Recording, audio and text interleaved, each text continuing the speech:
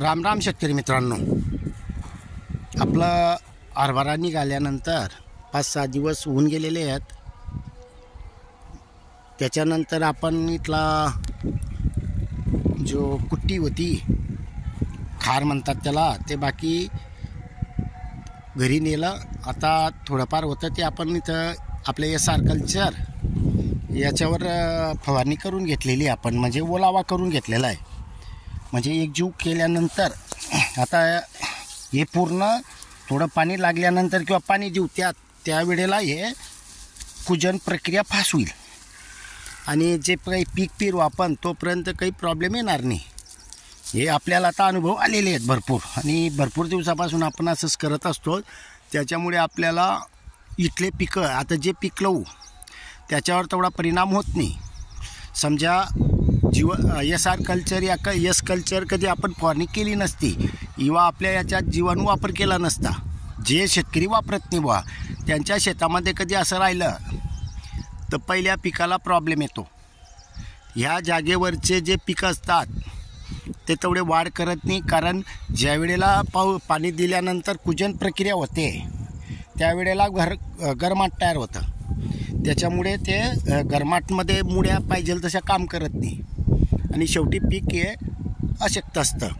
तर ते कधी आपण एस कल्चर या SR कल्चर फवारणी करून घेतली ते ज्या वेळेला आपण पाणी देऊ या पीक पेरू त्यावेळेपर्यंत हे नॉर्मल पोझिशनमध्ये येऊन जाते. त्याच्यामुळे काही साईड इफेक्ट होत नाही. पूर्ण एकजीव करून घेतलेला आहे आपण याच्यात. आणि शेतकरी मित्रांनो, विशेष म्हणजे आपण हरभरा पेरण्या अगोदर कापूस होता. आता कापूससुद्धा आपण पूर्ण रोटावेटर केलेला होता, तरीसुद्धा आपल्या शेतामध्ये कापसाच्या ज्या काड्या आहेत या भरपूर कमी आहेत. आणि हरभऱ्याच्या जागेवर कधी मक्का राहिला असता तर मक्यामध्ये, कारण मक्याला जास्त पाणी देतात, तर ह्या जो दिसणाऱ्या काड्या आहेत ह्या पण दिसल्या नसत्या आपल्याला. कारण मागच्या वर्षी बी आपल्याला एक व्हिडिओ बनवून टाकलेला होता आपण. हरभरा होता, हरभऱ्याला आपण जास्तीत जास्त यावर्षी 15-16 पाणी दिलेले आहेत. ते पण आपल्या नियोजनानुसार आपण तसंही सांगितलेलं आहे. शेतकरी मित्रांनो, हरभऱ्याचं क्षेत्र असूनसुद्धा सिंगल रोटावेटर मारलेलं आहे, म्हणजे चालू आहे काम. आता सिंगल आता बघा इथं करून दाखवतो मी. सिंगल रोटावेटर मारलेलं आहे तरीसुद्धा किती खोलपर्यंत जात आहे. कमीत कमी पूर्ण पंजाभर हात घुसतोय इतका कागर पडलेला आहे.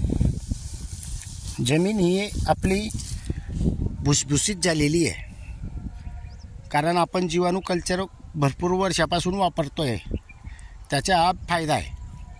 शेतकरी मित्रांनो, आपणही एस कल्चर SR कल्चर हे वापर करून केल्यास आपल्याला सुद्धा असा फायदा होईल. आणि शेतकरी मित्रांनो, याचे फायदे भरपूर आहेत. आपल्याला रासायनिक कीटकनाशकची गरज पडत नाही, बुरशीनाशकची गरज पडत नाही. हे जो एस कल्चर SR कल्चर आहे यामध्ये जे आपण निविष्ठा बनवता येतात आणि त्या ज्या आपण फवारण्या करतो त्याचे आपल्याला बेनिफिट आहे.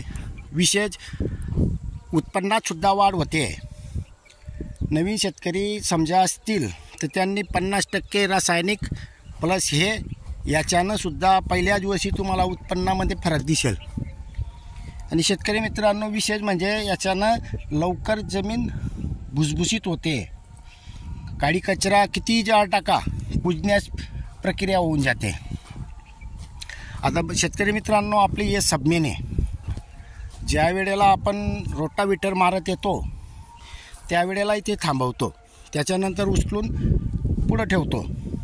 तर आजच्या कंडिशनमध्ये बघू शकताय तुम्ही रोटावेटर किती खोलपर्यंत गेलेलं असतं. कारण जमीन भुसभुशीत असेल तर रोटावेटर हे खोलपर्यंत जातं. आता एकच नाही आहे, पूर्ण बघू शकताय तुम्ही. तर शेतकरी मित्रांनो, कमी खर्चात उत्पन्न चांगलं, जमीन सुपीक आणि मशागत करताना मात्र काळजी घ्या. पीक खाली झालं की नाही झालं 2-4-8 दिवसात मशागत करून घ्या, म्हणजे जेणेकरून आपला जो काळी कचरा असतो तो आतमध्ये दाबला जातो. आता आपण पूर्ण हे जाणणार होतो, कारण हे थोडे काटे वेगळे असतात, हात बी लागला तरी ते हातात घुसतात, त्रास देतात. पण मजूर न भेटल्यामुळे दरवर्षीप्रमाणे आपण आता काढून देतो आहे. नाही तर आपला विचार जाणण्याचा होता, एका ठिकाणी जमा करून घेऊ आणि यांना जाळून घेऊ बा. कारण याच्यामुळे आपल्याला हरभऱ्यामध्ये हा जो भाग इथं रोटाउटर मारलं गेलेलं आहे, बाकीचा भाग आहे, तर भरपूर त्रास दिलेला आहे यानं. आणि याच्यामुळे समजा अजून उत्पन्न आपलं प्लस झालं असतं, पण याच्यामुळे थोडं नुकसान झालेलं आहे. तर शेतकरी मित्रांनो, मशागत ही पीक काढल्यानंतर 2-4-8 दिवसातच करून घ्या, म्हणजे जेणेकरून आपला चांगला फायदा होईल. धन्यवाद.